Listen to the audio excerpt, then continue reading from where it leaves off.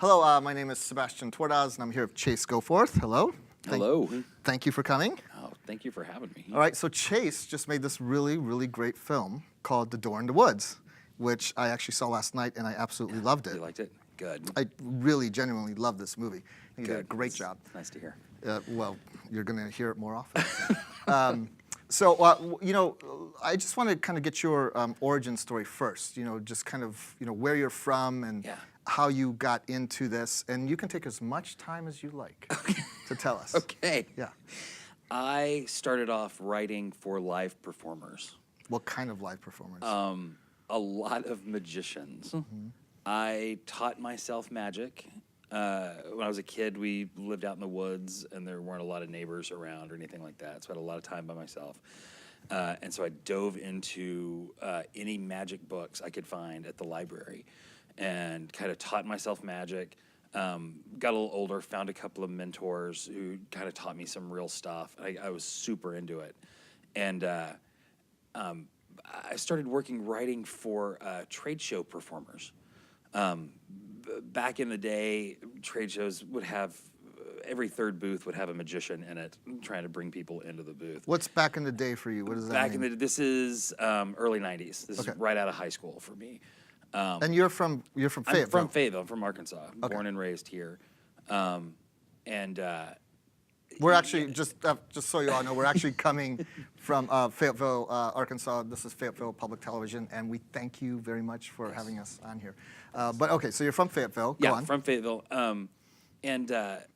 Trade show performers are constantly having to rewrite their scripts because they're working for different companies.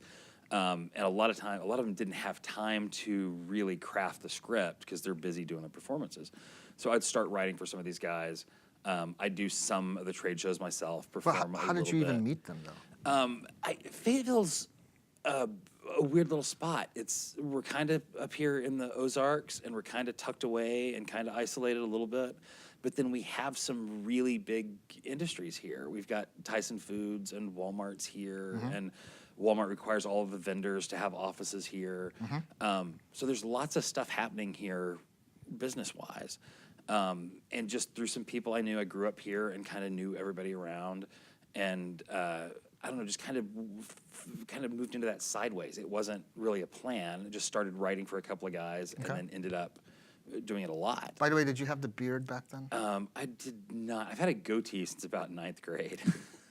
Really? Yeah. Okay, well, good for you. Yeah, for a long time. But the beard's about 4 years old now. Okay. Sorry to distract you. But no. Did trade show performing, ended up writing for other variety performers. Branson, Missouri is just up the road, and would work for some guys there. Ended up, moved to Vegas, did Vegas for a little while, and then ended up, I performed on my own doing rodeo shows. What did you do in rodeo? Magic. Okay. We would pull a flatbed trailer into the middle of the rodeo arena and do large-scale illusions. I mean, cutting women in half and making people vanish and all that stuff in the round, surrounded in a rodeo arena, which is tough. That's cool. Do you it's still, tough to not have a theater. Do you still have all the magic equipment? I've got a warehouse full of all that stuff just sitting. We get to break it out every once in a while and do something fun with it. But I think you mentioned that you actually performed at the Magic Castle, which I think is super cool. Magic, yes. So that means you were good, right? I'm all right. I'm okay. I'm probably a better writer than I am performer. I have a very they're amazing guys who can just do magic all the time. They can just come in here and pick up this cup and do tricks and blow you away. Not me. I have a very set show. Probably because of the writing, I want everything mapped out and outlined and know exactly where the beats are to everything. So all my performances are really, really structured, and I just get really good at the stuff I'm performing. I'm not an improviser with magic like some of these guys. So when did you go from that to deciding you wanted to make movies? Or did you always want to make movies? Or was it just kind of always loved movies.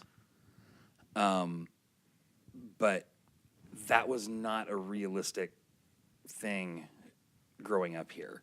I mean, at school, anytime I had a project, it would always, if they're like, you can write a paper or you can put on a puppet show or whatever, I'd always make a film. And so, were you Super 8 or what were you? It was that was Handycam. Oh, I mean, that Handycam, was the first kind of. I never had a VHS camera, but the net went down to the size that was about cassette tape. That was, I can't remember what those. It's were like called. Betacam or something, Yeah. isn't it? Or whatever, Sony's. I can't remember. Yeah. No, 8. It was something 8. It was Something not, 8. Yeah. Not Super 8. I can't believe I forgot this already. But yeah. Because it's been obsolete. Yeah, for, it's absolutely a long time. for years. But it was so cool at the time. And I'd try to do even like stop motion, which with those things. Well, that you need. you Super can't- 8 is better for Well, that. yeah, you couldn't take some single Yeah, frame. right. So you had to listen to the camera. I could push the button, hear it start, and know that's going to give me just a second.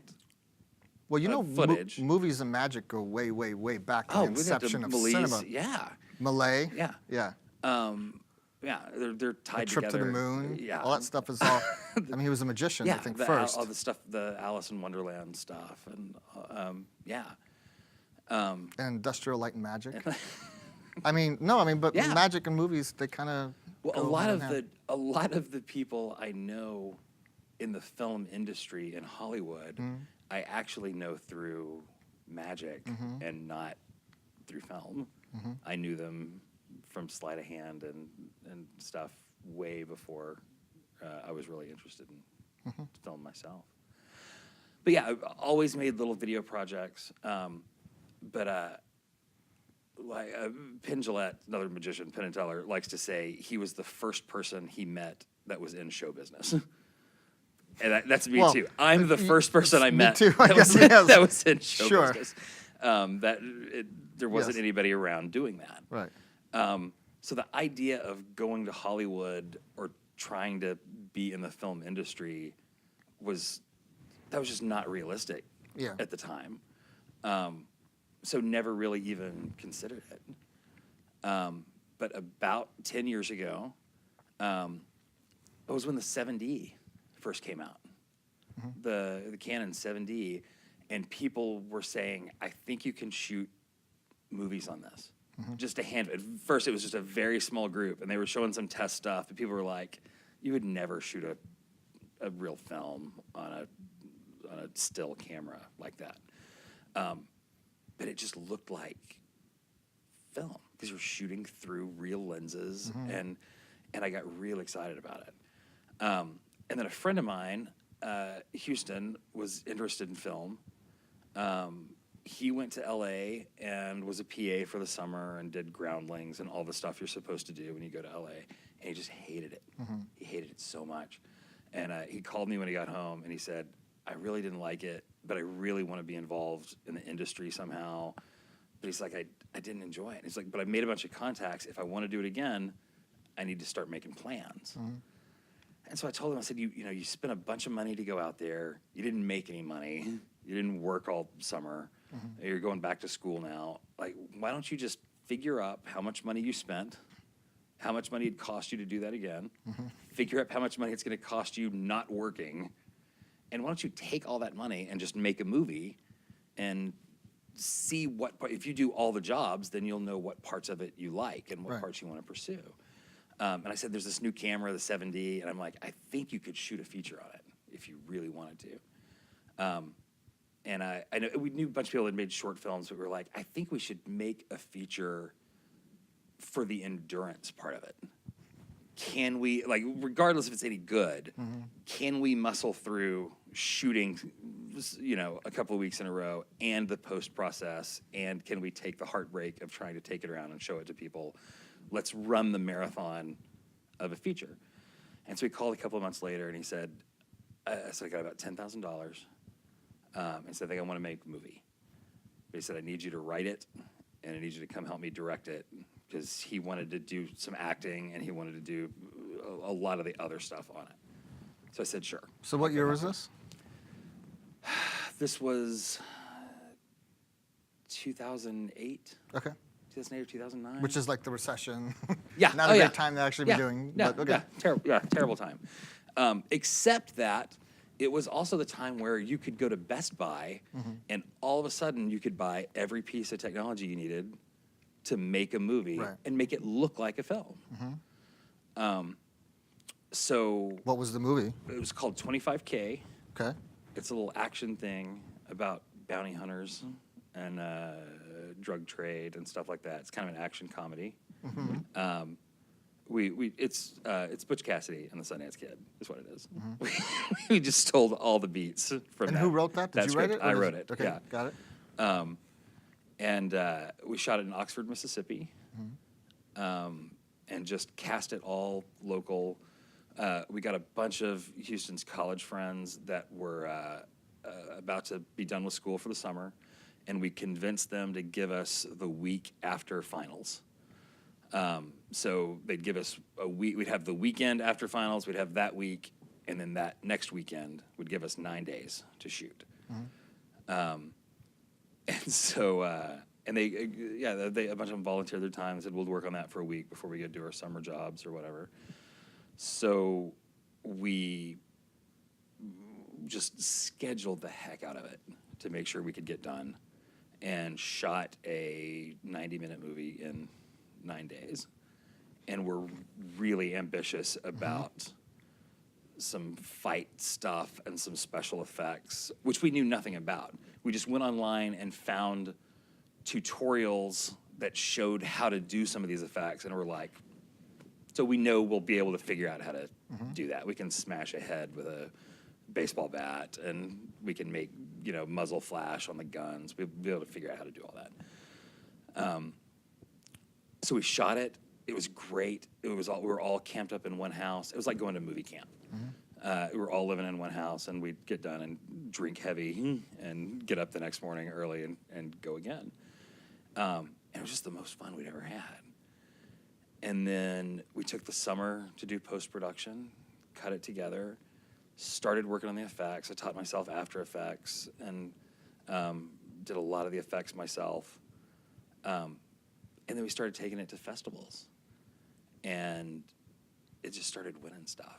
Like what festivals? Like little things. Well, we did the Oxford Festival, which is great. It's one of my favorite festivals in the world. They're so great down there. You got to get this in there. But I know I got to figure out how to take it down there. And go. It's heavy. The door is heavy. It takes like 3 or 4 people to move the thing. It's a lot. But since that was kind of home turf for all our actors and stuff, we filled up 2 screenings they have it at the Malco Theater there, so that's like 300-seat room. We filled it up twice for that, and everybody had a great time. We got to meet guys like Mark Bell at Film Threat, who was just a huge advocate for the movie, really had a good time with it and loved it and had some good discussions with us. And started taking it to some other festivals. We did some Grindhouse festivals and some things that are kind of aimed at super low budget features. And because it was set in the dusty, sweaty South in the summer, festivals on the coasts really seemed to love it.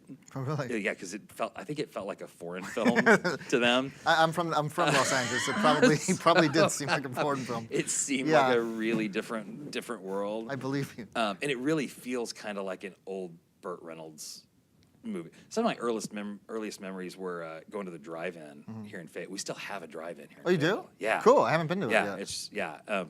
They showed Back to the Future and Ferris Bueller a couple of weeks ago. That's great. I mean, it's so great.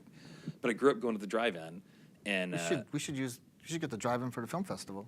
that'd be great. They should be in. Yeah. We'll have to talk to Dan and Amanda Robinson. And Morgan, what's Morgan's last name? I can't remember Morgan's name.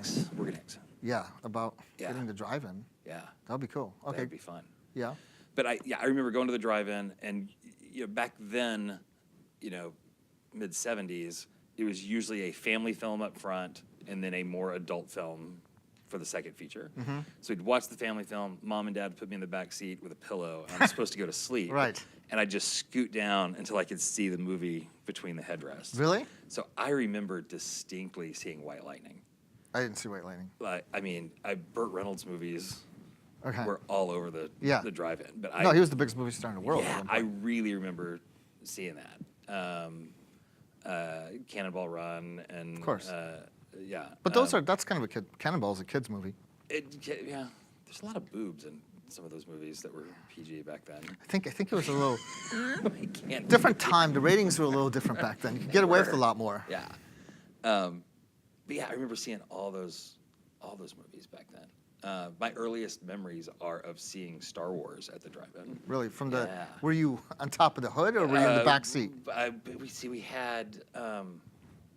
See, back then the cars had huge Oh, yeah. motors. Yeah. So we would actually lay out on the hood of the car, and there was room to do that because it was a huge. I believe it was a pickup. Oh, okay, I yeah. think we were in a pickup still, so we'd. Well, then you we'd back up. back in and be in the truck bed, which is still what I do. Which is awesome. Yeah. So yeah, but 25K really had that feel of those early movies I remember seeing, and I think that was fun for a lot of people. What's a trauma movie? Yeah. Yeah. Lloyd Kaufman. Yes. Yeah, it's that style of. So did you get distribution? We got a small distribution deal that let us. We spent $8,611. You actually still remember So that? we came in. Yes, that was a very important number to me because it was. We were playing with Houston's money, and that was important. I mean, that was a big deal for him, and I wanted to make sure we were, super responsible with. Did you get it back? We got it back. Okay, so how does that happen? Because it's very difficult to get your money back. We got it back. Although that was a very low number. You but make it apparently if you make a film yeah, that low budget, you can get it back. you can get it back. Yeah. If Can the you still movie's see it? entertaining. Is it still available? I have no idea where you can see it. It was a small DVD run, but it was enough to make back. What was it called again? the cost. 25K? 25K. Just the number The number 25K. 25, letter K. Yeah. And it was just a fun movie that people just enjoyed watching, and we got the movie bug bad. In fact, people, I'll start to work on projects today, and a couple of times people have told me, like, oh, you can't just go make movies with your friends in the yard. Like, this is a big deal. You can't just, well, then I don't want to do it. I just want to make movies Right. in the backyard with my friends. If it's not going to be a great experience making the movie, I want to do it. Where do you write? How do you write? I office out of a cigar shop. Okay, and why a cigar shop? I office out of Open Door Cigars here, Okay. and I'm usually sitting around with a cigar, either chewing it or smoking it. I live in the woods. We're here in the Ozark Mountains. I live in a barn. Right. Which is weird to me because I'm from LA. But Right. It's sort of cool actually. But A number of people I know live in barns, so Right. it's a thing. so is it a But fancy barn? It's a nice barn. It's a nice big metal barn. There's bedrooms. There's a Right. kitchen. Cool. It's Okay. nice. It's open. It feels more like a loft than than a place for horses. But it's a barn. And but I live out in the woods, and there's no high-speed internet out there. It's all mobile hotspots and terrible satellite internet. So in the morning, I take care of whatever paperwork I need to take care of, and then I'll go into town and go to the cigar shop. He's got Open Door Cigars? Open Door Cigars. Right, and He's got Door in the high- woods. Yes, exactly. So- They've got you live in the woods. high-speed internet. Yes, I live in the woods. so like this might be like And I have doors. The barn has semi-autobiographical. doors. Yes. Yeah. But yeah, there's high-speed internet there. There's Amazon and Netflix on the TV if I have to research. So that's where to yeah. find you if I want to find you. Yes, I'm there. Yeah, most afternoons. Okay, That's cool. where you'll find me at. And the guys there are great. If I need to, really focus, I'll put on headphones and just write away. I tend to write longhand. Wow. I tend to write very, very detailed outlines with a lot of the dialogue longhand, and then because I find that way when I actually type a draft, it's much more like a second draft. Because everything about filmmaking now it's non-linear, except for screenwriting software.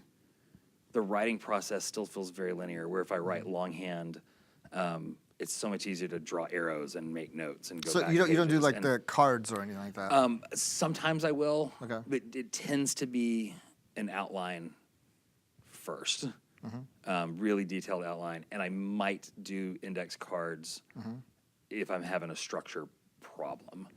Well, this movie actually, as I was watching it, this is like a highly, highly, highly structured movie. Actually, I thought it was. It is, yeah. It is, which is good. Yeah. I mean, you could see the act breaks actually. So Yes. it was kind of interesting to me. Yeah.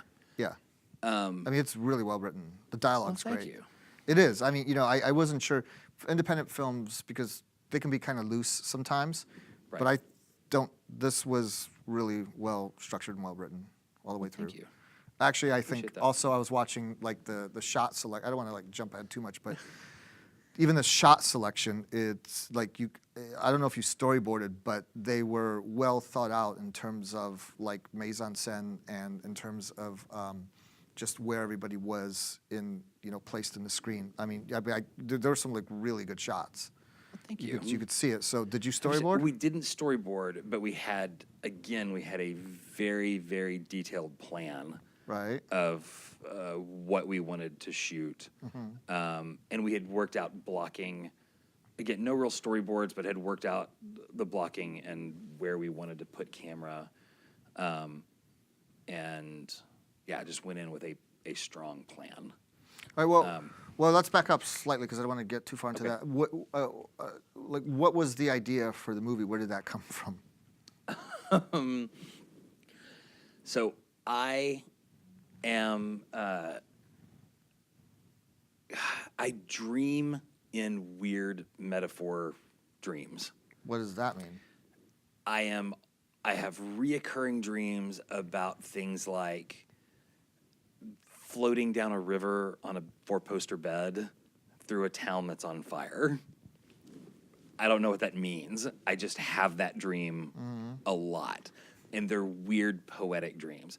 I have a reoccurring dream about having to fight a clockwork robot girl to get to a tree that's on fire with blue flame. I don't know what that's about. But there are a number of most of my dreams tend to be more poetic images than just I'm naked at high school and late for a test. And I don't know what that's about, but they've kind of always been that way. And one of the reoccurring images I've always had is of a door just in a frame by itself, standing upright in the woods. And sometimes it's a happy door. Often it is not. It's an imposing, spooky door. And so I was sitting with my friend Robert Crisp, who actually edited the movie and worked on some of the visual effects. And we were, that was just a cigar and drink and blue sky pitch day. And so I was At the cigar shop? At the cigar shop. Just whiskey and cigars and talking about what kind of projects we'd like to work on. Do we have any good stories? And so we started talking about this image of the door in the woods, and he really liked it too. And so we just spent a couple of days trying to crack that story. And we came up with an ending that we really, really liked. Yeah, the ending's really good.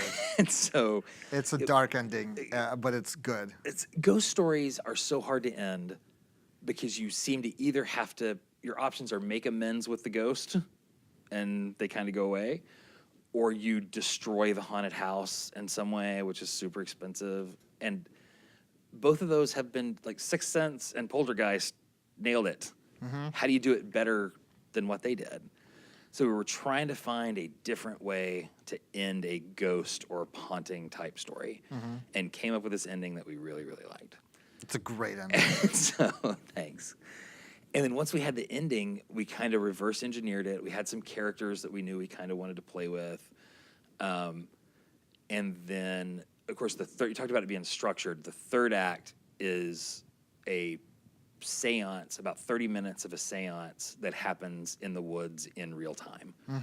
And that was the other experiment I wanted to try, was I'd never gotten to direct anything that long that happened in real time. And that seemed like a real challenge. Can we hold everybody's interest? Yeah, I went with it. I was, by that point in the movie, I was totally engrossed in it. And so I actually I really liked that you saw so much of the seance, which is, I guess, authentic. It is. A lot of that's tied to the magic stuff that I've done and knowing a ton about how a lot of the seances were faked. Have you been to a seance? I've been to a couple of seances. Yeah, in the Magic Castle, they used to do seances. Misty Lee does a seance at the Magic Castle, and boy, is she fantastic. If you ever get a chance, those are usually invitation only. Yeah, if you I've get a never been to chance that. to go to a seance that Misty Lee does, because she's great. But yeah, we wanted to take the real things that happened at seances, things like clothing being torn off and restored, just hanging neatly somewhere, and Victorian wrapping hand on the table, and the spirit board stuff. We wanted to put all that in there, and it's all of those things are stuff that happened in Victorian seances. So it was pretty fun to put together. Right. So you wrote it. Yes. Then what? When did you write it? Actually, where are we in time? I wrote it. Oh my gosh, this is 2017. I wrote it I wrote the first 2 acts in May of 2016. Okay. And then So actually, this came together quickly then. This came together so fast. Because that's like, not that, like, what, 15 months ago or something? Had the idea in March and April and did a little outlining and just thinking about it, thought about it for a couple of months. And then wrote the first 2 acts really, really fast. Those came together really quick.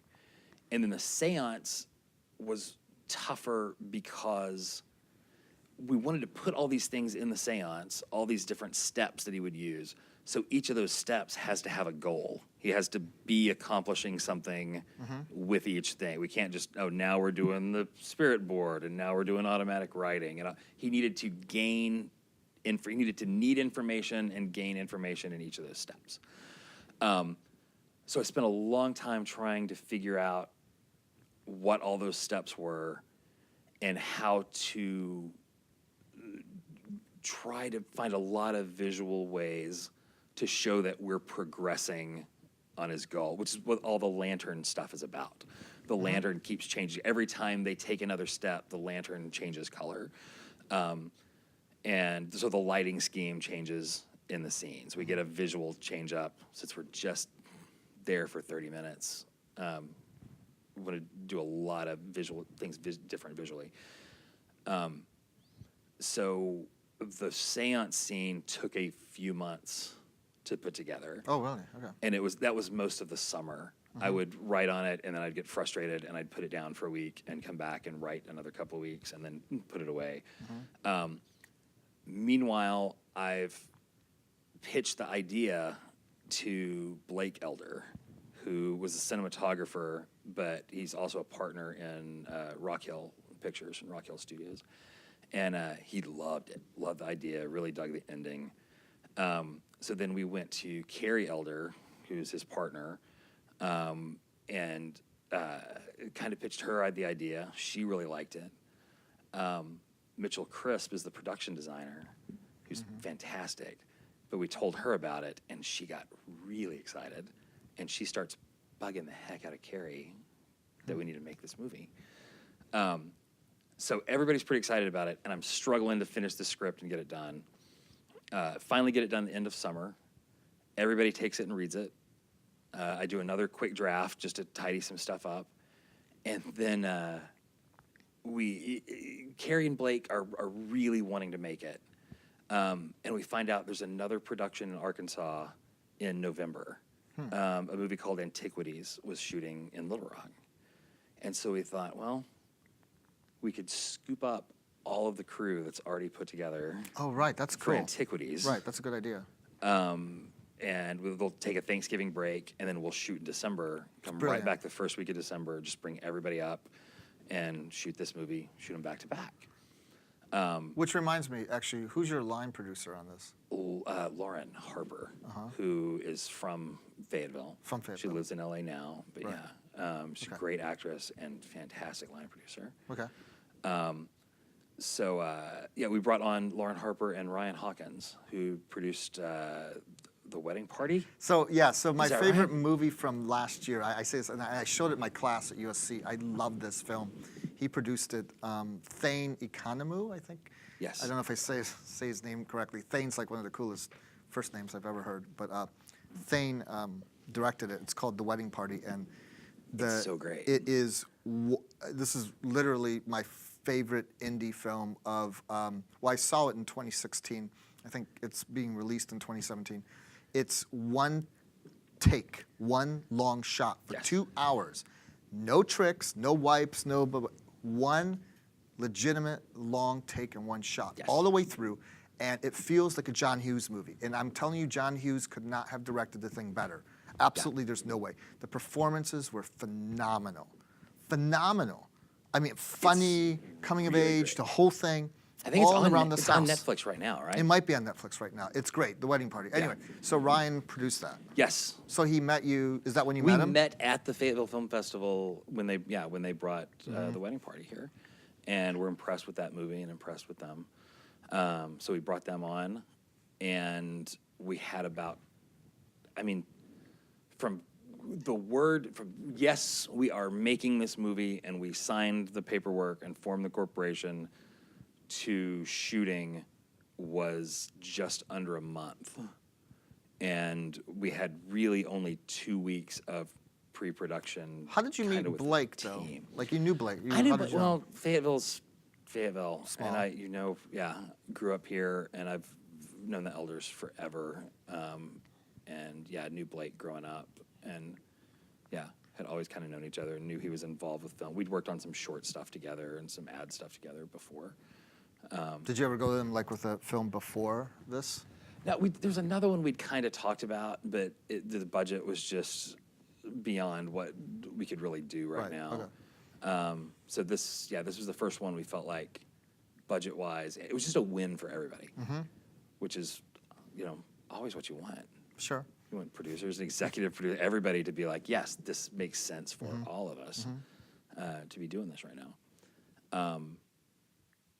I'd known them forever, but just super short pre-production schedule, and then we started shooting the 1st of December and wrapped the week before Christmas and sent everybody home, and then we took a week break, and then Robert Crisp and I went in the editing room and started cutting. I actually want to ask you, because one of the cool things about this is you got C.J. Jones to be in it, who was in Baby Driver, which is a really cool movie, and in this movie. So he's deaf. Yes. Did you write that character that way originally? Yes, the character was deaf. And did you intend on beginning. getting a deaf actor? Or? Yes. So you were certain about that? I was certain about that from the beginning. I'm real interested in characters. I always like the X-Men because you've got characters like Xavier, who has massive power, but it seems to have exacted a toll on him. He's not mobile. He's confined to the wheelchair, yet his mind can reach, everywhere. And so I like characters that seem to have paid a price of some sort for their ability. And so I was real interested in the idea of somebody who could hear the other side, can't hear this side. Right. I was like, I feel like that's a really good idea. It felt organic to what we were trying to do with the story, because just with the door, and there very clearly being an other side to that. We always use that metaphor, but there's very clearly a physical other side to the door.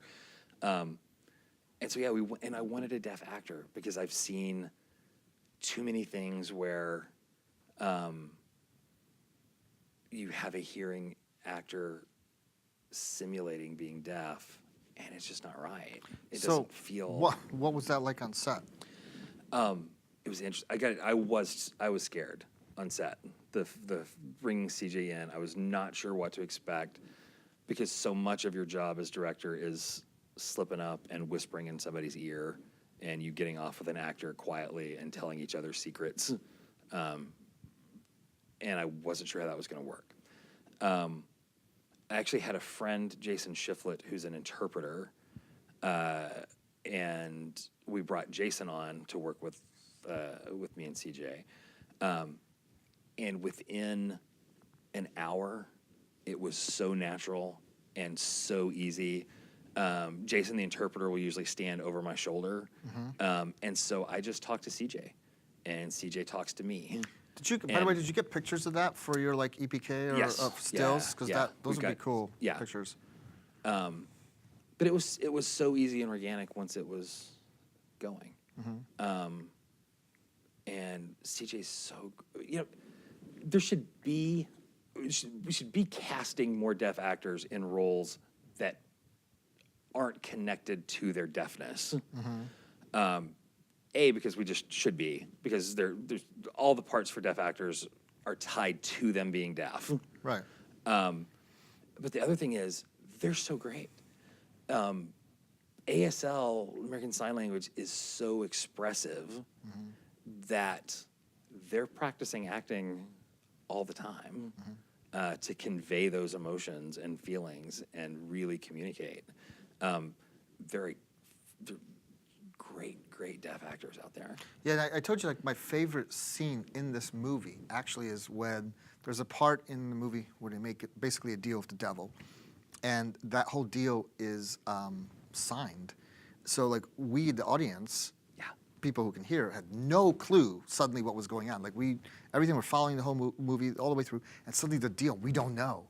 And I thought it was really cool because that was like his moment in a way that was like so obvious. I was like, this is really, really great. And then of course we find out a little bit later, but that is actually my favorite scene in the movie. And I thought it was done really well. The other thing that you did though was you had one of your other main characters really is a kid. Who's that? And how old is he? John Michael Fisher. He is 10. He's 10. He did great. He did a really great job. Yeah. And we looked at 200 kids locally. It needed to be a local hire. Here in Fayetteville? He's just outside of Fayetteville. Okay. We looked at 200 kids, just looking for the right one, and he nails it. He's supposed to be, he's supposed to be a special kid. He's supposed to be a kid that has some different needs and needs some special attention. And John Michael really, really just killed it. He did. And all I directed him was, don't ruin my movie.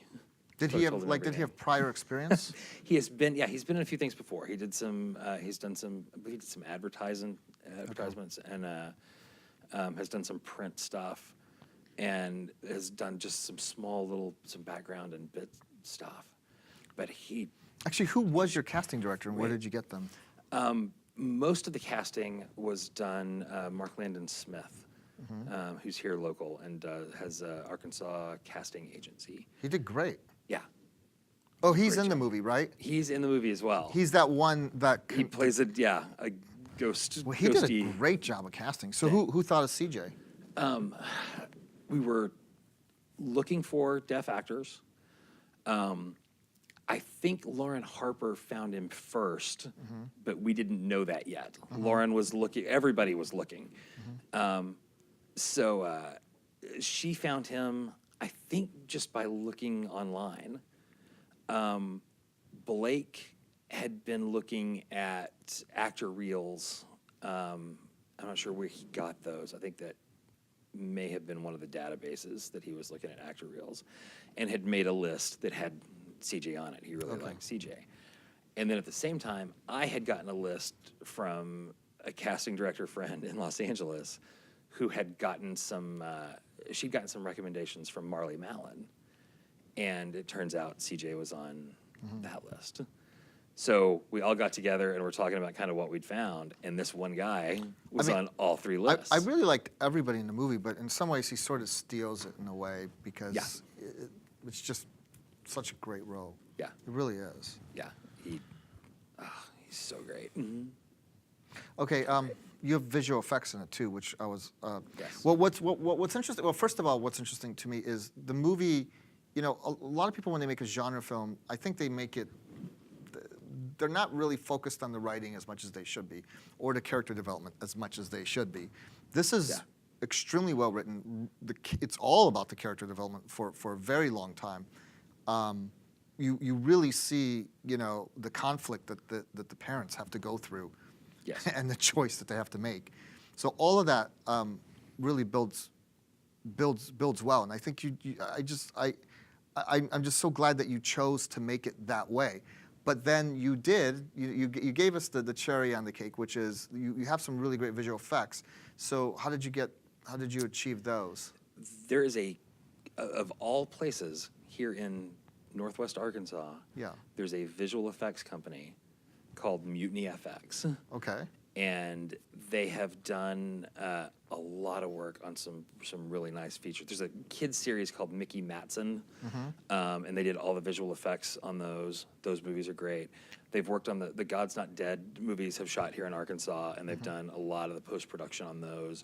They do fantastic work, and they're just in a little office up in Bentonville. Oh, really? Cool. Yeah, they did great. And they're just quietly working on amazing films and doing some really, really great work. I also like those very realistic. Like you really believed all of it, and it was definitely spooky. And I mean, it was a creepy movie. God. I mean, I mean, you know, you find a door in the woods.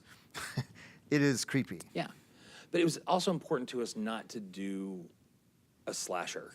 Right. Didn't want to do a slasher. That's exactly what I'm saying. There's no body count. There's no This is more gore. Kubrick. Well, there is a body count. I mean, there's not a dead. Right. There actually is a body count in the movie. That's true. But there's not corpses piled up anywhere. Or, yeah.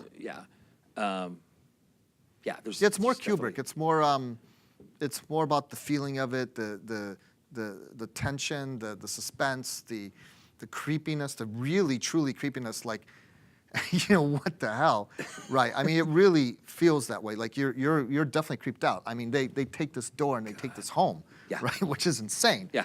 I think the movie is about the feeling, the mood, and then would you make the deal with the devil that has to be made? Yeah. Which, you know, I would. As I told you, I think most people would. I've found very few people that say they wouldn't. You have to. Yeah. If you're a parent, you have to make that deal. But which is actually, I think, also very interesting because it just shows you, I think, in a way that, you know, you make some very difficult choices in life. So it's kind of metaphorical, really. Yes. And it's they get the kid back. Well, let's not give it away. I don't want to ruin. We don't have to give it away. Okay. Don't give it away. There's no way that marriage stays together, right? We're still going to give too much away. Okay. Let's not give too much away. I just want to get people like get them excited. Without having saying too much. But I will say this though. You know what I like? Kind of switching subjects a little bit. Your name is like pure movement. It's like cinema, which is, you know, motion pictures. So your name is Chase. Yes. Goforth. Yeah. It's cinematic. Yeah. So where does Chase come from? Is it really? Is it just a nickname? No, it's my full Billy Chase Goforth. Okay. Is my name. Yeah. And there's been a few Billies in the family. So you want it's Chase. Not William. Chase Goforth is a great name. Well, thank you. It is because it's so it really feels cinematic. Yeah. Movement. It's all about movement. It is. Yeah. It is. It's almost a sentence. My parents were looking for something different to name me. There are not a lot of Chases my age. There's a lot more younger ones. Yeah, maybe it's becoming more popular. Yeah, but it's rarely do you come across any guys in their 40s name that. I think I have a couple. Just maybe one last question. What are you going to do with this door? This is going to go to Rock Hill Studios. Oh, is that where They're it's going gonna live they're going to there? exhibit some of their props down there. But eventually, what's going to happen to it? I don't Is it going know. to go to your barn? It might. I need to look at. We actually have 4 doors. 4. Are they all the same? Production? No, they're all built. This one actually opens. Does it? Yes. Because I tried opening it. I think it's locked. I think Oh, it it needs may the be. key. See, it needs the key. They may have affixed it so it doesn't. Yeah. Open I tried. now. Of course, But I yeah, would try to open it. it You have does. to try to open it. On set, it actually did open. Okay, yeah. And then we had 2 different doors to install in the house in various stages. Yeah, of, right. Yeah. And then we had another one, a dummy door that we placed in another set where we couldn't really install a door. So we just had to put it up against a wall and using green screen comped it into that location. So yeah, we had to have 4 different, and they're all scratch built, production design. They found this is an actual, this came from a barn, the framing. I kind of love this story. I mean, I don't know if I were you, if I made this movie, I don't think I would give it away. I mean, I'd let them have it for a little while, Yeah. but then, I mean, yeah, if they ever get rid of it, I'd I mean, probably this take is the ultimate prop. You have to, I mean, it's a keeper. I'd probably take, I have a we made a little sci-fi movie that we're looking at remaking, but I have one of the doors from the spaceship at my house. Oh, you do? It's this big weird Thing with you and doors. spaceship door. So This was definitely creepy. I mean, I was watching the movie. I was like, God, I just don't want to open doors. but I will warn you, if you ever see a door in the woods, don't take it home. don't take it home. For sure, don't take it home. No. Don't reclaim this door. No. Yeah. Just leave it be. We need to eat our pies. Oh yeah, we got pie. We have pies. So I we can't believe I forgot. We have pies pie. from Harvest Moon Pies in Arkansas, in Fayetteville. Hold on. We have to eat them. This is our last thing. Yeah, so I'm gonna the eat reason it. I had these pies come over here because they're from Amanda Robinson, who I met because of the Fayetteville Film Festival, and I'm so Right. grateful to her. And then she gave us Best. these Her and Dan these are pies great. to eat, and they're delicious. I'm so excited. So what do you think of yours? I mean, these are Coconut like cream pie. they're so good. By the way, I have one last thing, and then we'll end it. It's so good. I know they're really good. It's not like just pudding.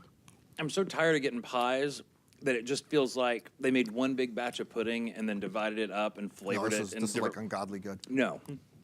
I mean, this is so good. It's amazingly good. I had an idea for you. Okay. The very last thing.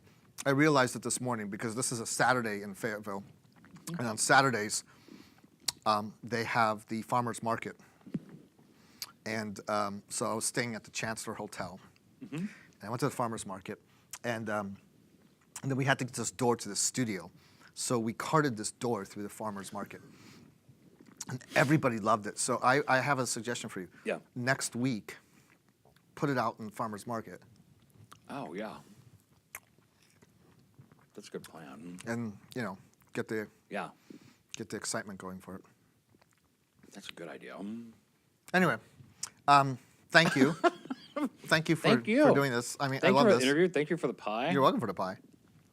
How about that crust? Well, it's all good. I'm gonna eat all It's of super this. good. All right. Well, thank you for joining us and for watching. And hopefully this film will be available very soon, so everyone can check it out. It's super good. I mean, it's really good. I Thank you. truly like this movie a lot, and I was totally with it. So I'm That's so nice to personally hear. just loved it. I always get jealous, and I always wish my name was on it, but it's too late for that. But this would be a movie I'd put my name on, like, for sure. I'd love this movie. I can't wait till my kids are old enough to see it. That's so I guess great. one of them is. Ethan, How old are they? he's How old are 12. they? 12. Yeah. Yeah, Good he's for old you. enough. Yeah. I mean, there's nothing like super crazy, but I mean, like for sure. I don't know. He might get. I would get weirded out with the closet doors. Oh yeah. Yeah. All right. Well, thank you. I think we're done. We're just going to finish our Harvest Moon Just pies, sit here and eat pie. Sounds and good. and that's it. Oh, and I do have actually one last question for you. Yeah. Is there a trailer yet? There's a teaser trailer up It's only about 30 seconds. Well, I have a reason to ask you. We have. I want to put a trailer on this.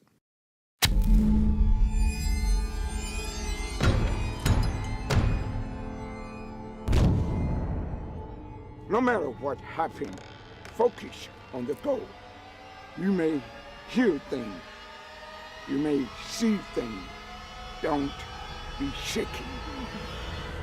Don't let hope to fear. He is in the darkest